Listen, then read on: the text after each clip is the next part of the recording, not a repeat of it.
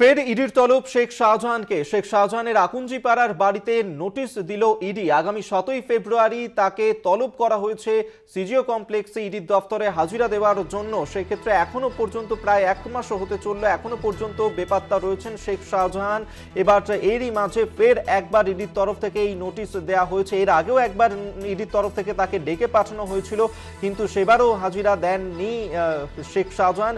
ফের একবার তার আকুঞ্জিপাড়ার বাড়িতে সেখানে ইডির তরফ থেকে এই নোটিশ দেওয়া হয়েছে, যেখানে আগামী 7ই ফেব্রুয়ারি শেখ শাহজাহান তাকে ইডির দফতরে যাওয়ার জন্য বলা হয়েছে।